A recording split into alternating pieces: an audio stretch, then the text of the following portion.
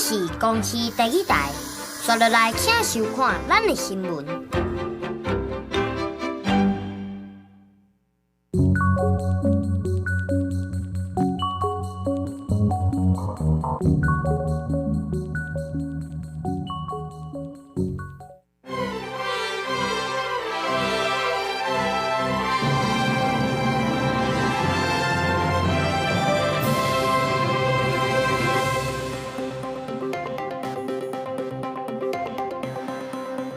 观众朋友大家好，欢迎收看11月15公司台记台下晡新闻，我是陈淑君。咱先来看今仔有啥物新闻重点。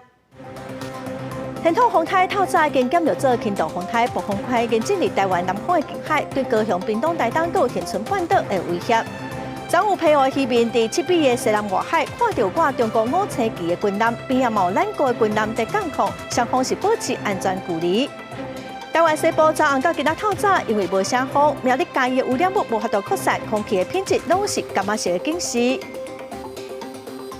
来看早起11点外，台北市内湖的内湖路一段瓦镜捷运港基站的一搭工地有水泥塔滑落来，造成一个桥倒摆经过35岁查甫人跌伤哦。咱对画面会当看到工地水泥塔倒向大路，坏过2个车道，一个桥倒摆经过查甫人未负闪哦，启动着摔倒伫涂骹。救护人员到现场发现，讲伊正边脚头有骨头断去哦，赶紧送去内湖的三军总病院去治疗。现场哦已经有红色线，嘛联络吊车，甲水泥塔吊走。详细意外的原因哦，即马爱个调查。咱个继续来关心天土风台，透早已经减弱做轻度风台了，因为速度较慢哦，登陆的时间慢延后。暗头开始，暴风圈会吸到东南部的陆地，恒春半岛阁有台东哦，风雨会真大。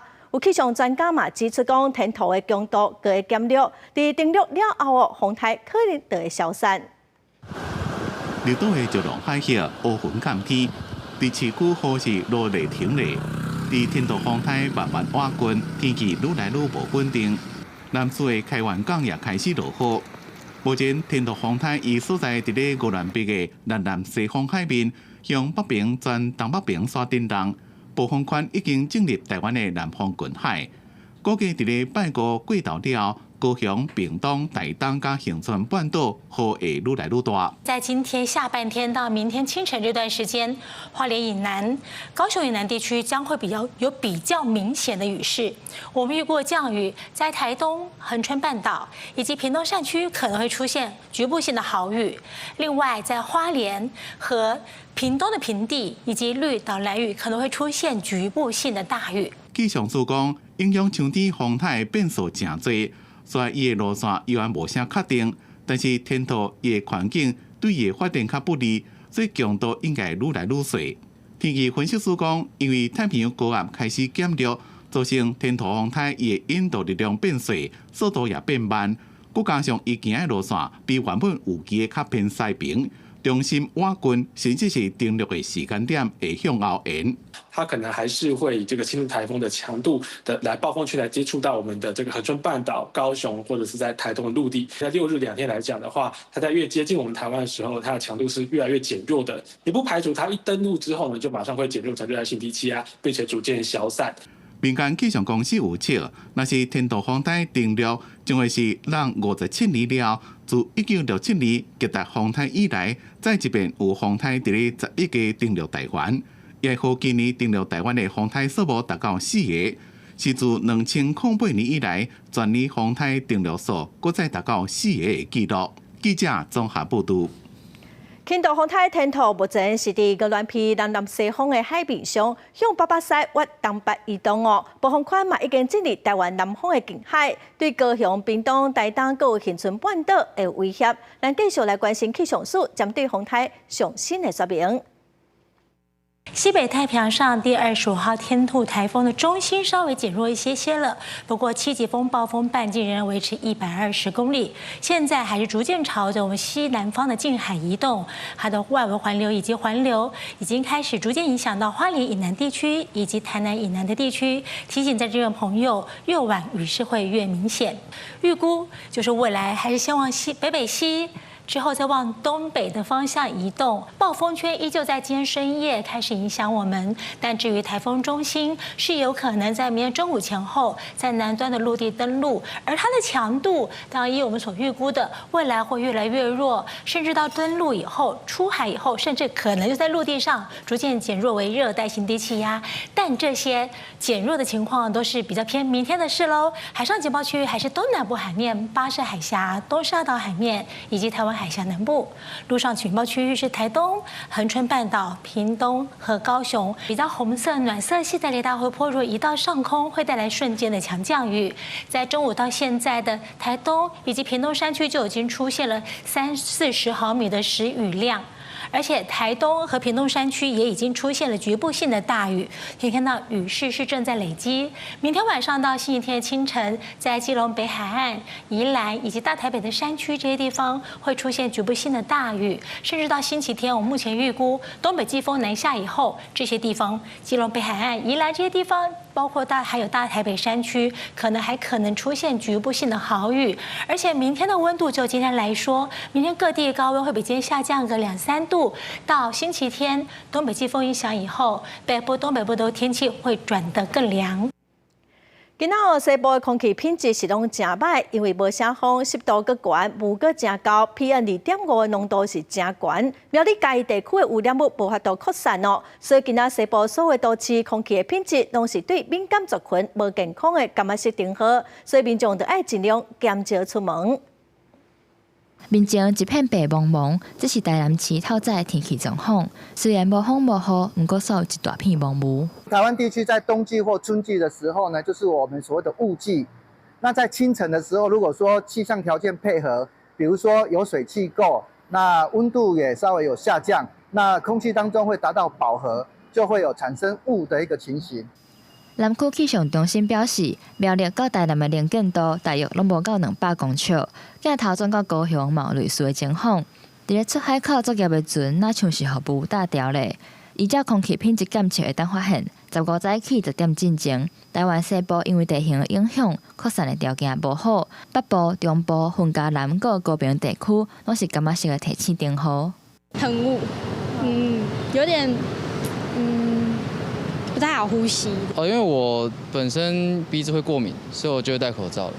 若当工业的高雄市，市府是赶紧通知大型的工厂，就要减少排放污染物。那环保局也将持续的进场稽查，那另外加强营建工地的巡查，减少易散的情况。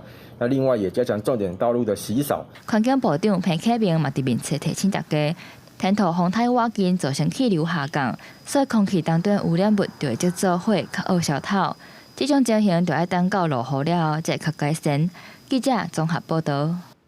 咱再来看APEC部长基本年会今仔举行哦，咱国代表行政院政委杨定年，佮国发会主委刘敬钦，两个人伫秘鲁分别是甲美国贸易代表戴琪，佮美国国务卿布林肯来互动。美国方面嘛证实讲，布林肯嘛甲咱国领袖代表林信义来会谈，讨论台美的经济合作。米拉笑笑做伙翕相，行政院政委杨定年甲美国贸易代表戴琪伫秘鲁 APEC 部长级年会期间进行最后一届双边会谈。因为川普新政府伫要上任，台美21世纪贸易倡议头一批协议虽然完成谈判，不过外界关心第二阶段敢有变数。台美双方在21世纪这个谈判是经过双方国会的同意，所以我们期盼新政府上来之后能够持续的就第二阶段进行协商。跟布林肯握了手，谢谢布林肯对我们的帮助。那另外我跟泰国啦、跟新加坡、菲律宾、日本大概都有交换了一下意见，将来可以直接透过 WhatsApp 联络到几个国家的部长。南方商务长积极甲各国官员交流，因为 APEC 成员体甲 CPTPP 的会员国真侪同款，拄到咱国积极争取加入。不过外媒报道，中国要求同款 CPTPP 会员的秘鲁否决咱国的申请入会案。我们利用这一次在任何的场合，或是双边，或是在场边，我们看到这些 CPTPP 会员成员，我们跟他提出来，希望他们能够支持我们。我可以跟你说绝大部分，但是不希望有任何的政治因素的考量。在领袖峰会上场前，咱国 APEC 领袖代表林信义嘛讲，等把握机会，甲各国安排双边会谈。刚去会长回来，是一个人家双边很重要的一个国家刚刚谈，还有后面还是。The Secretary also had the opportunity to meet with Chinese Taipei Leaders Representative Lin Qinyi on the margins of today's APEC meetings as well, in which we discussed our important economic cooperation. 美国国务院证实，布林肯甲林胜义见面讨论台美经济合作议题。南方表示会谈气氛烧热，台美也就持续强化各层面友好关系交换意见，针对安怎确保区域和平稳定、共同促进区域以及台湾友邦欢迎甲发展这议题做交流。记者综合报道。咱再来看澎湖的七米海峡曾出现中国的军舰，咱国的军舰嘛伫附近的港口，双方的军舰是有保持距离，有渔民翕到当时的状况。这艘是台湾军舰啊，这艘五星级军舰啊，各位乡亲啊，有需要我买到啊，我走啊。外面会当看到挂五星旗的军舰哦，是中国空军陆型飞弹的护卫舰。昨早起7点外出现伫七米的西南外海，同一时间，咱国的新攻击巡防舰嘛伫边仔，双方是有保持安全距离。迄阵啊，防硬伫中午，烦恼讲会有状况，是赶紧来驶离开。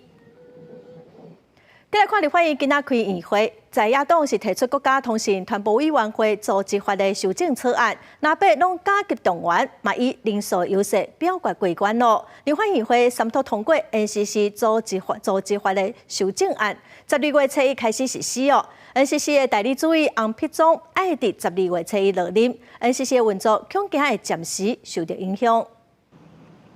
国家通讯传播委员会 NCC 人事案一直延前，进行调解协商，针对在野党提案修正 NCC 组织法，将即卖条文当中施行一期由行政院以评定定制的文字删除改做自公布之施行，力求落实删除 NCC 委员应尽条款。按过调解无共识，第15上议会表决。我们针对翁博忠是一个违法的代理主委这件事情，表达了非常强烈的抗议。我们很明确的去定了3读通过的法律案，应该能够直接来加以施行，能够拨乱反正。没有想到说行政院会钻这个漏洞所以为了要让这个法制比较完备，所以今天要把那条修掉。翁博忠很可能就没办法延任。那 NCC 代理主委洪丕宗落台，到时阵只剩3委员，有上百个审议项目恐惊会挡伫遐。在野呼吁执政党将 NCC 人事案摆入交通委员会议程。民进党团是表示，不应该为政治目的瘫痪民生业务。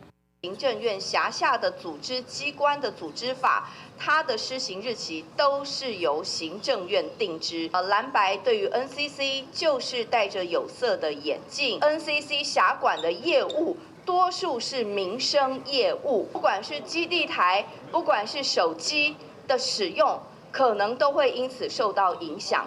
同款是人事案，考试院正副院长、考试委员甲司法院正副院长大法官人事案会启动审查。总统府秘书长潘平安15日起陪伴考试院相关被提名人去立法院拜会。有关国家的典章制度。文官考试专技人员更希望贵院大院能够尽速审议通过，都会逐一请所有的考委来跟各党团来拜会，我想这是我们的责任也是义务。考试院被提名人同意权行使会伫12月17投票，司法院人事同意权会是伫12月20日来进行投票。记者综合报道。咱再来看美国无线电公司 RCA 工伤事件赔偿案，被害人组成的利军要求赔偿73亿。一审是判 RCA 等公司就要赔偿23亿外，二审嘛是判赔16亿外，双方拢提起上诉。今仔日最高法院宣判，被废掉二审的判决，发回高等法院审审哦。RCA 利军各律师团拢表示遗憾甲不满。工人求偿有期限，工人求偿有期限，资本杀人无限期，资本杀人无限期。RCA 工伤求偿案二军伫咧最高法院门口愤怒化口号， RCA 义军由美国无线电公司 RCA 前员工甲过往员工的家属组成，总共1100人。因求偿73亿，一审判赔23亿外，二审所判赔16亿外。因提起上诉，但是拜五最高法院判决废弃二审的判决，发回高院更审。我们从83年被爆发污染案件之后，到现在已经30年了。然后我们走在抗争的路上，到法院都已经20多年了。大家看看，我们年纪都已经这样子了。还要在这边不知道要等多久。本来以为今天是一个最终的一个结果，结果换来的是，还不确定。最高法院以 RCA 义军是不是伤晚提起诉讼为理由，认为这件代志要由高等法院审理，所以废弃二审的判决，发回高院。RCA 义军的律师团对这个判决感觉遗憾，而且生气，因为最高法院的法官无徛伫被害人的立场思考。对于公司可以偷产，对于公司可以资料隐藏，对于污染可以掩埋，说这样的时间，我们只能1年的时间。没有人告诉我那些有机溶剂是有毒的。我们 RCA 后来知道说有32种的有机溶剂，我哪知道那个有毒啊？RCA 1970年代来台湾设厂，塑胶有毒的溶剂带伫厂区，污染土地甲地下水。律师团讲，最高法院甲义军提起诉讼的时间是毋是伤晚这件代志，交通去互高院审理，是无考虑到当初是 RCA 公司暗砍资讯，才致使被害人需要更较侪时间整理资料提起诉讼，认为最高法院的审理并无合理。记者李玉凯台北报道。台积电的美国厂本地公务会伫12月初6来举行完工典礼，包括美国现任的总统拜登到准总统川普，拢可能会出席。最近有说风声讲计划有改变。台积电的创办人张忠谋表示讲，美国厂的进度是无啥问题，也毋过大概是未办完工典礼。也毋过张忠谋嘛强调讲，伊即摆已经无咧管代志咯。台积电创办人张忠谋15参加台校庆庆祝大会，各界拢真注意。受邀请参加台积电美国厂完工典礼，张忠谋是不是有掌握美国厂建厂进度甲典礼时间呢？美国听说很好啊，没有 ceremony， 我想大概没有 ceremony。因为川普吗？我不管了 ，OK。本来台积电美国厂完工典礼市场传出会伫12月初6举行，不过即马有消息指出，可能会延到美国准总统川普明年1月20举行政治就职了后才举办。不过无论是倒一个时间，台积电目前拢无正面回应，因为经济部长郭志辉进前才指出，台积电美国厂试产真成功。郭志辉是不是会参加台积电美国厂的完工典礼呢？如果有受邀，我们大概就会人去；那如果没有受邀，这个是厂商他自己来做决定。川普上任了后，是不是会提出关税减？各界甲产业界拢真注意。那做台积电未来往哪会方扣税，是不是会引起新一波成本转移的战争？很有可能未来在美国当地销售的晶片，客户就会要求台积电直接在美国厂生产，这样就可以避免关税。当然，最后还是要看关税的金额啦。如果金额很少，那或许就不一定要这样做，因为毕竟晶片在美国生产成本也高。台积电美国厂若建厂进度甲典礼变作各界的焦点。最近有外电报道传出台积电去予美国员工提出集体的诉讼，指控美国厂有种族甲公民普遍轻视的问题。台积电回应强调，公司坚信多元化的员工价值，袂以性别、种族等做员工的招聘，也甲升等的考量，无评论当地进行诉讼的案件。记者综合报道。咱再来看国道1号落南201.7公里的彰化路段，昨有一台上摆大货车链落去链到对向落南的车道，链落去夹到一台轿车，佮害另外3台车弄做伙哦。有一个细胆的驾驶送病院，嘛是救无回来，事故原因还搁调查。车驶伫国道1号路南彰化路段，想袂到对向的北向车道突然跳出一粒大轮胎，搬过中央分隔道了后，直接夹到路南车道的黑色轿车，引起高温导火了后，佮扫到外侧车道的其他车辆，跳到路径才停落来。救护车赶去现场抢救伤患，黑色轿车的姓陈驾驶因为先受影响，当场无生命现象，虽然紧急送医，也是宣告死亡。经急救发现头部外伤、颈部撕裂伤、气管破裂、两侧气血胸，经急救后仍无生命迹象。这是早起8点外，国道1号201.7公里的所在，一台驶伫北向车道的大货车轮胎脱去，飞到对向南向车道，先夹到一台轿车，佮引起另外3台车，风扫掉是对撞，有4台车受损。风扫掉驾驶讲起意外迄当时，也是心会大响。那天在吃大量，在美利亚哈。营业半连接车，那左后轮轴脱落，导致说轮胎的话冲到南向车道，那导致南向车道有4部自小客车遭受到轮胎的撞击，或是先后追撞。这台出代志的营业半连接车也停伫北向的路径。倒边后壁就一条轮胎，警方表示，肇事的姓郭驾驶无酒驾反应，不过也是会以违反道路管理处罚条例，处相关6000的罚款，造成人重伤也是死亡，也被吊销驾照。这件意外也造成国道彰化路南路段，但4至5公里大约1点多钟了后，现场的状况才排除。记者综合报道。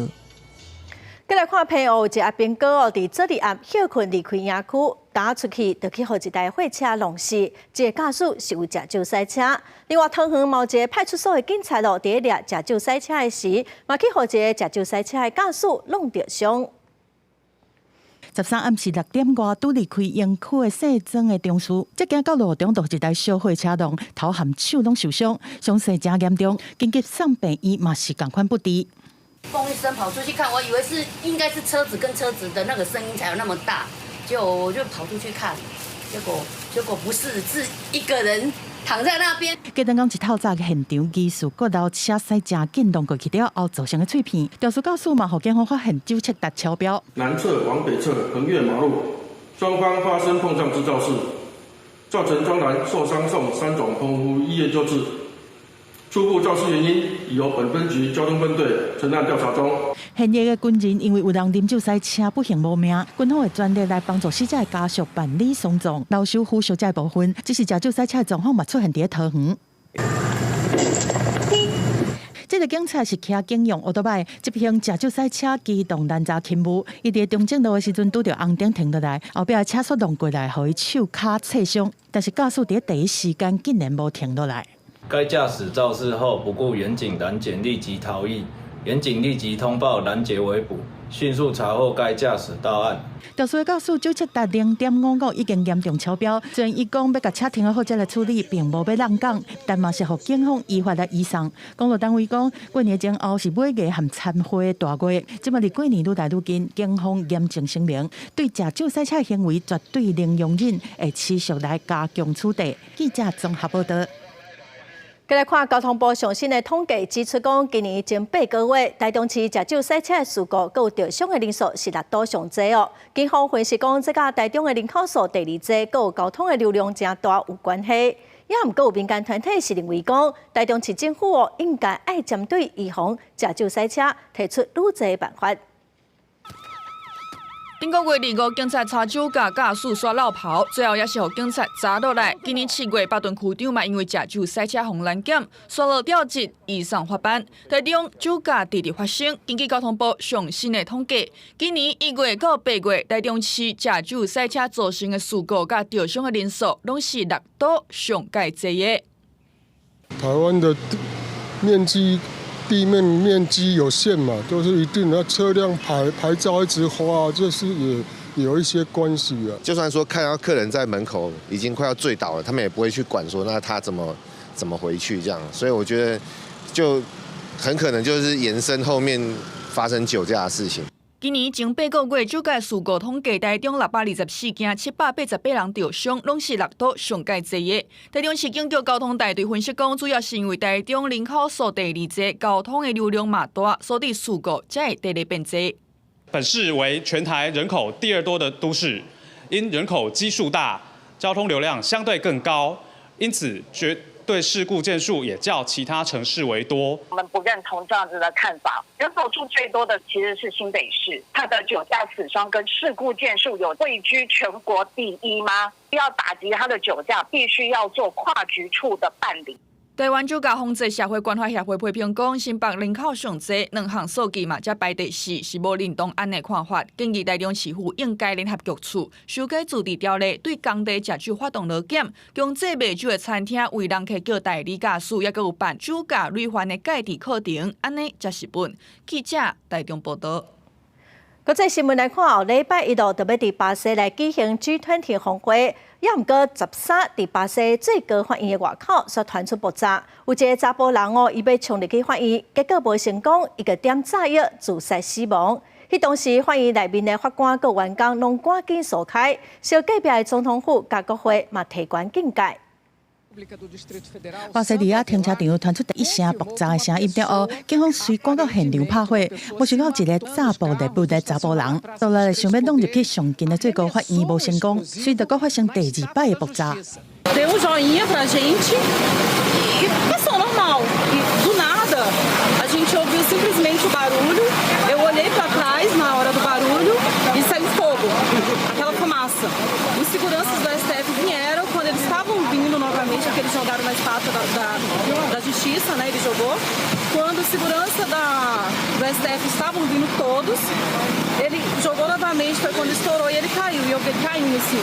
这查甫人伫爆炸了后是当场死亡，伫河内面伊就死伫最高法院入口的所在。拄结束全体会议的大法官随安全撤离，当局研判这可能是一个自杀式的孤狼行动。因为最高法院、总统府和国会大楼拢伫这个广场顶悬，有关单位毋敢大意，遂加强4颗地下的警戒。好在迄当阵总统鲁拉并无伫总统府内面。Segurança da esplanada, a segurança de toda Brasília está preservada. Então,Esse caso que a gente vai avaliar, verificar ou não se for um caso isolado, a gente não pode dizer nesse momento. 巴西伫后礼拜1、拜2就要主办G20峰会，地点虽然伫纽约，但是中国国家主席习近平暗算伫峰会结束了后，会来到巴西利亚做国事访问。伫峰会之前发生这个爆炸的事件，时间点是真敏感。另外，这个广场都是去年1月初8，前总统波索纳洛伫败选了后，支持者暴动冲入国会地点。维安单位正加紧绷，要确保首先制度的安全。公司新闻张惠敏编译。来看美国的加州有民众甲家己装作钳去破坏轿车，要诈领保险金哦。这嫌犯用这步已经成功3届，摕到代表400万的赔偿咯。也毋过落尾，保险公司感觉怪怪去报案，调查就发现讲，弄歹轿车的钳竟然哦是人装的，嘛已经以诈欺罪甲4个嫌犯抓起来了。这只乌钳12号发现伫本所集中箱找食物，所来着一颗溜溜伫街路大扫。这款的情形伫加州并无罕见，不过保险公司对以下这段影片刷起交易，画面当中一只钳对这只价值数十万美金的劳斯莱斯副驾驶座撞入去车内，爬到后座咧佚佗，伫名车内底座椅顶所在留下各种的撩痕。车主提出相片甲监视器的影像，向保险公司申请理赔。保险公司感觉有古怪，请求加州保险部介入调查，认定这只钳是人假扮的。更加离经的是，保险部进一步调查发现，伫洛杉矶高区同一个地点，有其他2只变速的车也互乌钳侵入，佮向无共的保险公司申请理赔。为了确认这3件事件拢是共一只假钳所做的，当局请来加州鱼类甲野生动物部的生物学家帮忙鉴定，落尾佮真正伫嫌犯厝内找到一束钳的服装，总共互诈领的保险金超过代票420万。4名牵连着保险诈欺甲强庙的嫌犯，已经伫拜3互抓到。公司新闻张惠敏编译。再来看南韩将举行大学考试哦，今年的考生超过52万人，有1/3是停考，是最近21冬来哦停考生上侪一届。主要是因为每年医学院的招生的名额要增加，所以有真侪人拢想搁要再试看卖。大学修学能力测验是南韩全国真注意的大代志。14迄天，车路的车速拢放慢，公车、计程车工会嘛同意无乌白市喇叭，估市延后1点钟开盘，一寡企业延后上班时间。英文听力测验上场的时阵，就连飞机的起降拢爱闪开。今年都超过156个航班受到影响。做遮尔济，拢是为着要互考生一个真好的考试环境。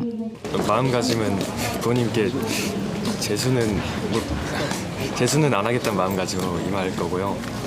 그리고 수능 끝나면 바로 친구들이랑 놀고 싶습니다. 今年报考总人数是522670人，应届毕业生占65.2%，订考生有161784人，占总数的1/3，是将近21年来上济一届。主要原因就是阮市的政府甲医学院的下门放宽，每年39间医学院的招生名额有4610个人，比今年增加1497个人。 첫째 아이라서 어떻게 될지 너무 떨리고 저부터 떨리고 그리고 주변 사람들이 응원을 너무 많이 해주시다 보니까 그 기대에 좋은 결과로 부응했으면 좋겠습니다. 南韩大学入学考试较早一直有中学课程无教的杀手级正困难的地形，学生都要开大钱去补习班来研究这困难的地形，这是教育界真怪的现象。为这代志，教育部今年定出排除杀手级的地形，考试内容必须拢为公立学校教材内底出来政策。老师甲补习班评估今年的考试题目，韩文甲数学的试题，甲去年比起来难度减少真济，敢若几个麻烦的题目来考出考生的程度。 公司新闻王慧文编译。过来消息来看，桃园市杨梅一间高中伫顶礼拜六学校活动哦，有一个穿雨满、对安全无碍查甫人伫个校园，对查某学生卡来手来个烫裤，这个查甫人嘛已经向医生桃园地检署侦办咯。 学校正常上课，伫个桃园杨梅区这间高中，顶礼拜六举办高中生体验活动。毕业课程练习的时阵，传出一个穿雨衫、伫全打式安全帽的17岁查甫人，顺势进入学校美伫楼梯间，对女同学卡来手来。专案依照强制猥亵罪，移请桃园地检署侦办，现法目前已经做到羁押。 好，我们女学生挣脱之后，马上按照 SOP 通知我们学校的学务处，学务处校安人员下令将铁门关闭，那人员也立即到这个地方将歹徒压制，通知警察到场逮捕。接获校方报案，称有人骚扰学生，警方立即前往，并由校方陪同查获犯嫌，全案依强制猥亵罪嫌移请桃园地检署侦办。 针对校园威胁事件，校校表示，第一时间已经对女学生安心辅导，都要伫调会甲班级进行安全宣导，也伫体育课互学生学简单的防身术。不过有市议员也就认证，指控学校事后警告学生免讲出去，也讲出群穿伤底加做犯罪诱因这不当的言论。 家长上网 po 文爆料学校要孩子不得声张，后续更有其他的网友爆出主任在朝会的期间，还说出女同学的裙子太短是犯罪的诱因，这种检讨受害者的话。针对指控，学校表示尊重而且遗憾，也解释调会重点是教学生自我防卫，希望降低这种事件各发生的几率，不是检讨学生，造成另外一种解读的深刻检讨。记者综合报道。 云林县斗六市有一个王先生，昨早起赛车经过滨高道，去拄到一台车，直接要违法挖倒平哦。王先生停车落来理论，对方哦嘛甲车停伫铁基路顶头。警方是表示讲，甲车停伫铁基路是真危险哦，上济会当罚9万块。 云林一个姓王查甫人赛车经过斗六市宝藏路的滨高道，对向一台轿车所硬要切过倒关，还险险啊，就要弄起哩。慢慢阁想袂到讲，对方阁甲车停伫铁基路顶，落车就要甲伊理论。你不会往这边开吗？就真的因为在铁轨上，也不晓得那个火车什么时候过来。啊，我想说好，保全也请我让一下，就不要再跟他吵了，要叫我退让一下。啊，我退了之后，他也不走。 还在那边叫嚣。保全是讲倒入来，迄个看唔到啦，唔是行迄边，你爱行较过来。体育警察表示，当时是无接到报案，不过若照行车记录器来看，或是轿车甲车停伫咧滨高道，已经违反道路交通管理处罚条例，会使罚15000以上9万以下罚金，搁吊驾照1年。后庄一平交道，因无法为车发生僵持对峙，本分局将调阅平交道。 监视器影像，厘清上述时间点违规车辆车牌，以查询违规车主身份，并依违规事实自担处罚。警方表示，另外一台车因为无法度烧闪，那像嘛停伫咧画黄线、盲仔线的所在，若是确定违规，嘛要罚900至1800。提醒民众，若是万不一伫滨高道附近发生纠纷，应该先甲车驶去边啊，避免影响到火车，嘛保护家己安全。记者综合报道。咱再来看前2日桃园市消防局有一个义消，民众较119通报讲有芳，伊参董事去办芳收，虽然有穿装备哦，也毋过嘛是虎头芳顶顶甲跪手骨，送病院急救嘛是过往。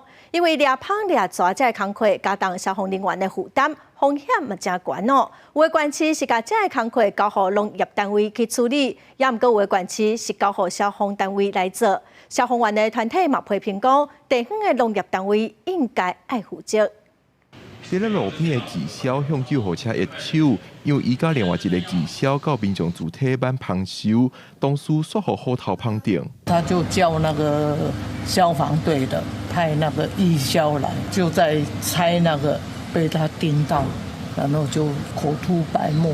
这是发生伫拜三早起的代志。桃园市消防局第4大队利用潭义消分队13早时接到119通报，去平镇的民众徛街办芳收。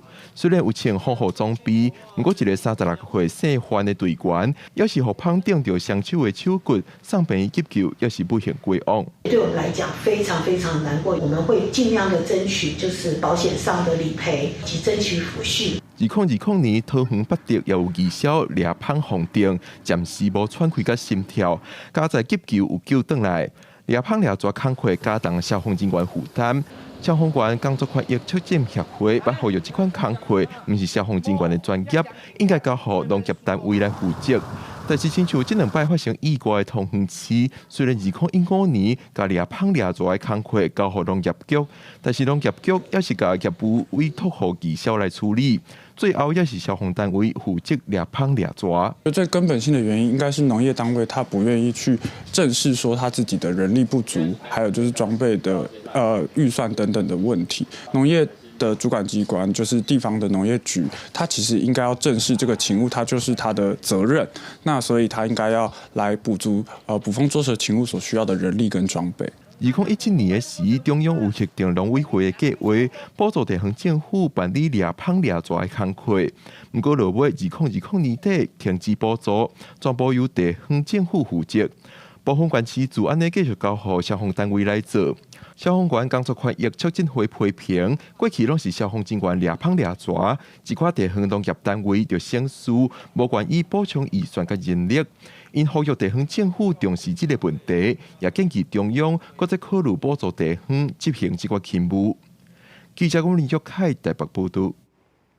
南投131线是小只玻璃甲鱼池真重要的道路，4.7公里旧路段因为山壁直接崩落来哦。县政府有说砸石头仔的网啊，去年洪灾了后，佮做新的，本地今年7月就爱完工哦，工程已经拖要5个月了，佮还未完工，是互民众真怨叹。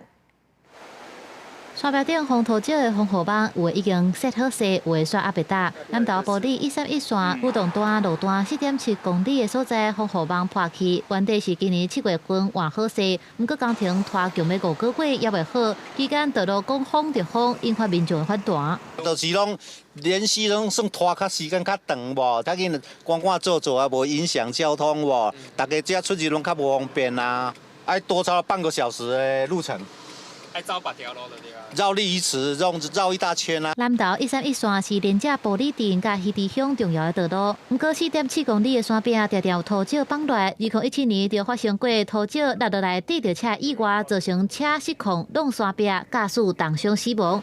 2019年，南投县府伫遮搭上站的防护网，不过去年洪灾土石落甲真严重，致使防护网破去，到今也无法度完工。地方是批评工程单位急放放。要人讲，因工课有当时啊，做到2点外就休困啊，啊变成讲有做哪无咧做安尼啊，变成讲伊个工期一直拖延啦，啊造成阮遮足大的无方便啦。一部分的零件需要是进口的零件呐，材料还在海关那边审核嘛，进关。那预计下礼拜会施工啦。大概月底会完工这样。南投县工务处表示，防护网有特殊的金属零件，需要向国外的工手订。目前已经到台湾报关当中，但所有物料到位就会加速进行，按算后礼拜就会开始施工，这月底完成。记者综合报道。今年4月，花莲市有一只一级保育类的野生动物小飞虎，只讲是发现讲伊摔落来伫树骹，随通报林保署的花莲分署去抢救哦。经过半冬的照顾，已经平安大汉咯。这个月12嘛，甲伊野放。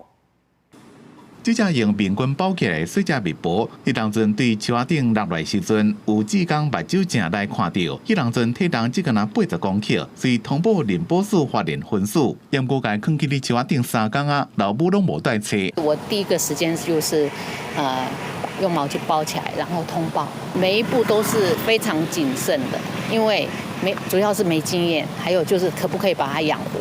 兽医评估了，救援团队甲伊送去东部野生动物救伤中心照顾要到半年，一开始甲伊饲奶，怎么当食水果，体重也已经大到307公克。佮改好名叫福宝第12野放。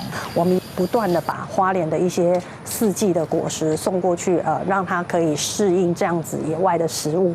那这之中的训练过程，也希望它不要接触太频繁的人类。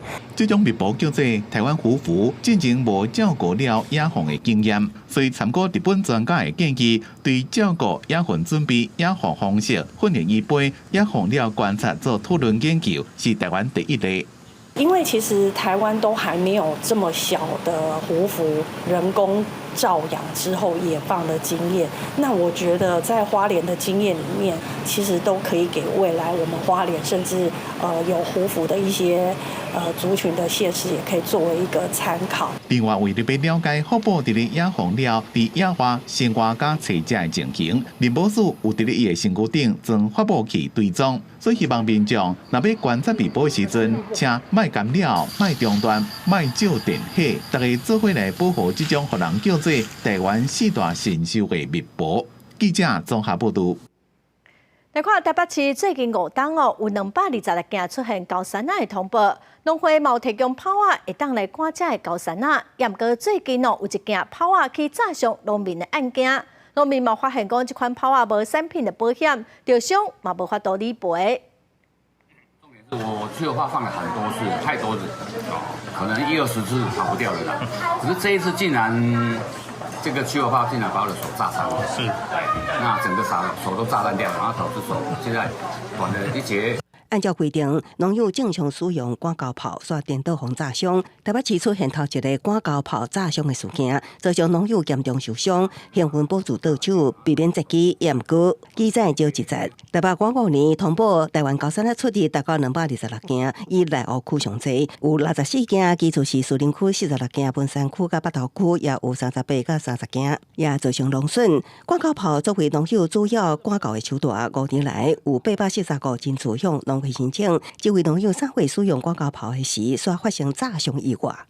可是那一次他竟然没有出去，我就看到不对，是不是在管子里面？我稍微听了一下，愣了大概1-2秒，想要丢掉的时候已经来不及了，就膛炸，整个水管炸断掉了，炸裂掉了。农友表示，进前用挖20摆的广告炮拢无问题，怀疑这摆的广告炮有欠点。3月受伤7月通报了后，东部署派出向上安保委员，互伊感觉似乎想要将代志跌落来，佫无任何保险理赔，引起机关关切。农友按照使用说明书，家己做合规的 PVC 发射管刷意外受伤，敢讲似乎唔免负责。因为还是很多人照着你们的方式去用 PVC 管呢，万一他又遇到第2颗这种瑕疵炮，又倒退去膛炸。如果这次管子裂开，插的是他心脏，插的是他眼睛，他的头怎么办啊？受伤的事件我们会跟那个法务局或者消防局还有中央来进行相关研议，来协助这个农民。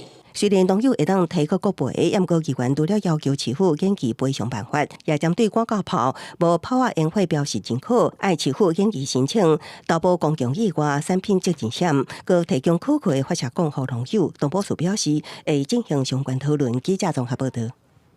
再来看宜兰南澳的兰坎山的大理石矿区哦，要挖工业用的大理石矿，最近一定会做宽平路。今仔有袂少村民伫矿业公司的说明会来表示讲因反对。管手抢修路基这条去北澳温泉的连外道路，就伫南澳北溪边，因为风台地处溪水波动，雪冲海去。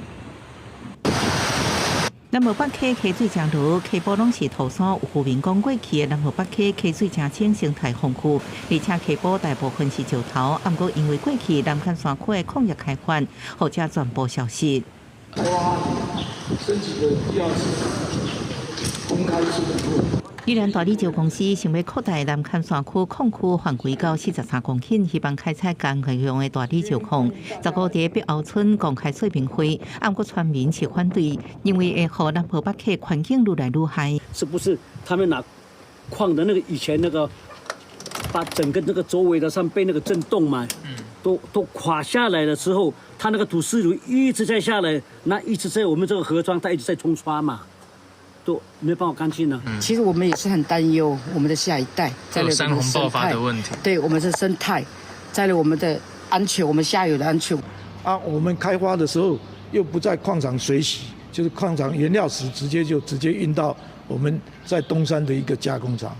对南澳地区，甚至于南澳的最接近我们的碧河村、碧河社区，应该不会有影响。业者2016年因为矿区范围有限，为避免山坎崩塌，主动停工。即嘛希望扩大矿区范围，重新采矿。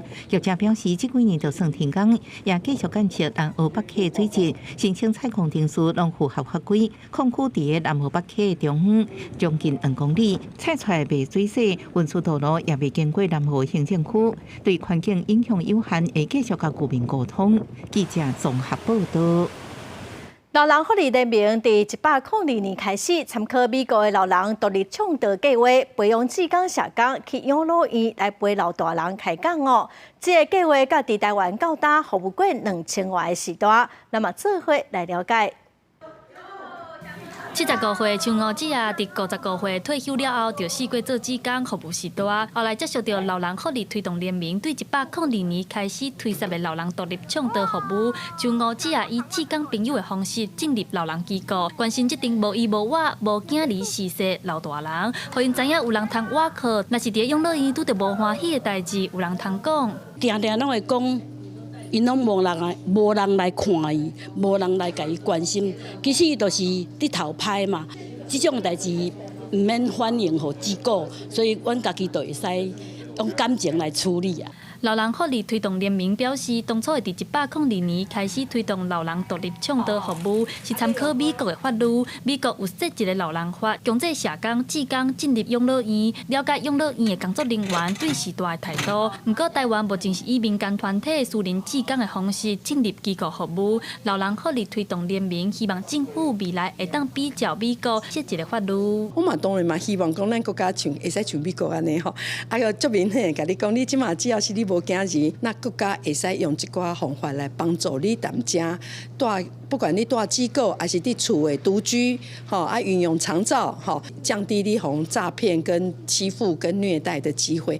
老人福利推动联盟表示，拄开始试办的时阵，全台只有2个县市来实施，经过10档的争取，目前已经有21个县市来参与。政府嘛，伫1812年开始，将老人独立倡导服务纳入公益财款的主题计划。老人福利推动联盟希望政府唔但是提供老人机构补助，社区的倒机时代嘛需要受到重视。记者陈阿选、郑俊佑台北报道。来看国家中山科学研究院最近伫台南会展中心展出真侪整合虚拟实境、VR 和 AI 人工智慧技术做的相关的应用，那么做伙来看卖。无论是实际体验操作飞行机，或者是使战斗机器甲敌人结落来，也可会当结合科技来体验在地上工电文化。只要民众挂 VR 的目镜，就会当来感受未输实境的无机系统。这是感应那个里面锁的位置，然后会有一些就是它可以感受它的那个握感跟重力，这样就你抓东西它会有一些重力的感觉。平常一般人根本没有机会开到飞机，然后坐在这个上面，真的有那种就是在飞机上，然后在打那种空战的感觉。对，非常的刺激。国家中山科学研究院配合台南资讯月，15开始伫咧大台南会展中心展出，而且设立2大体验主题，包括虚拟实境 VR 甲无机系统，内容包含城镇战斗场景 VR 系统甲无人机飞行无人器 VR 系统等等。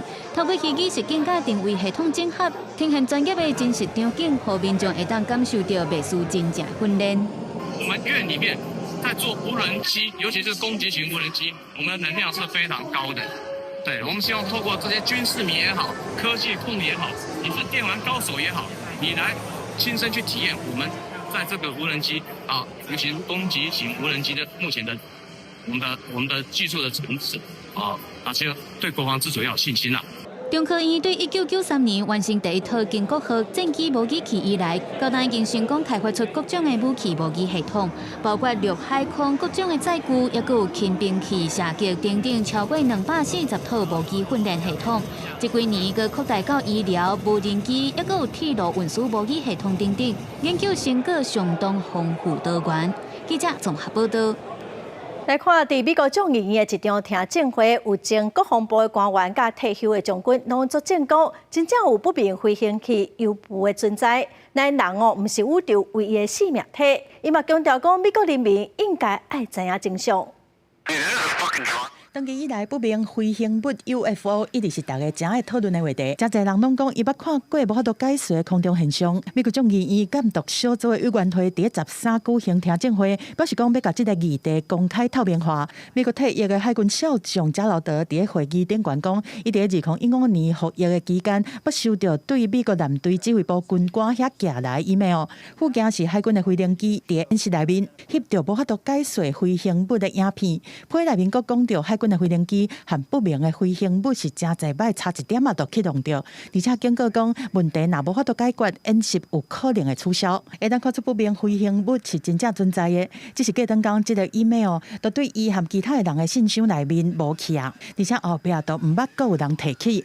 前国防部的官员艾利桑多嘛出来作证，讲美国和一寡是敌人的国家掌握不明异常的现象 UAP 技术，拢是机密的范围。但是伊嘛强调讲 UAP 是真正存在的。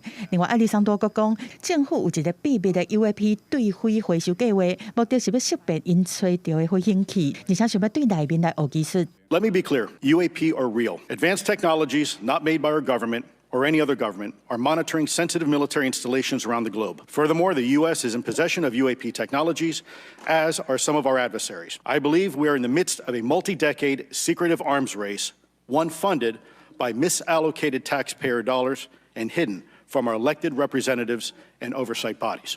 另外，国会捌伫2022年举行50多年来第一摆的 UFO 听证会。对迄当中开始，真侪军事和情报官员拢捌作证，讲因捌看过不明异常现象 UAP， 而且认为讲因有可能佫会对国家安全造成威胁。五角大厦对13个听证会是无发表任何回应。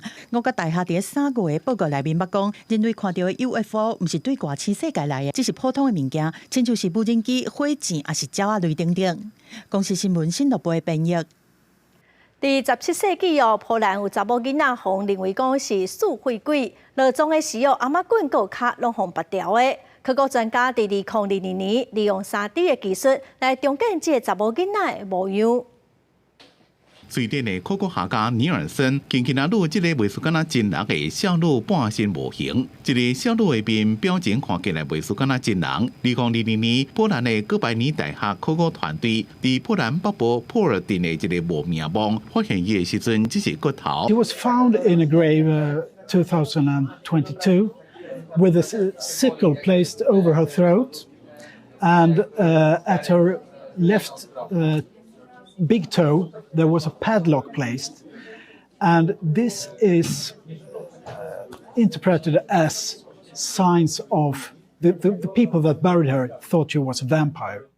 考古团队证实，这块骨头的年代差不多伫17世纪，年纪差不多18到20岁。文献记录显示，村民该叫做柔西亚。伫骨头的构造加 DNA 资讯来看，柔西亚应该有头狂，也有正严重头痛的症状，可能有精神方面的疾病。尼尔森甲伊的团队用扫描技术，确定每一个骨头各部位的组织高度，国用3D 列印加黏土来建模，重建柔西亚头加顶半身的模型。伫塑形影片让看到团队伫咧建构柔西亚的过程。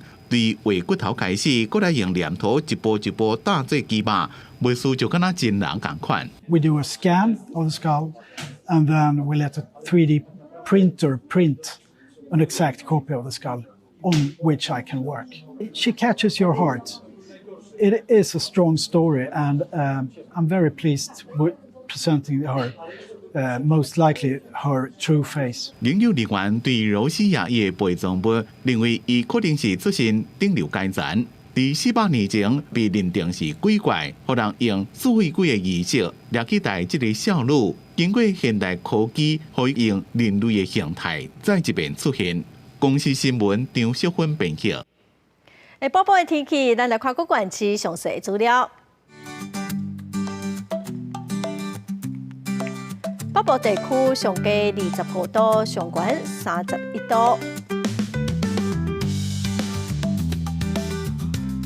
中部地区上低25度，上悬29度；南部地区上低25度，上悬29度；东部地区上低25度，上悬30度。华东地区上低22度，上悬29度。再来看未来3天的天气。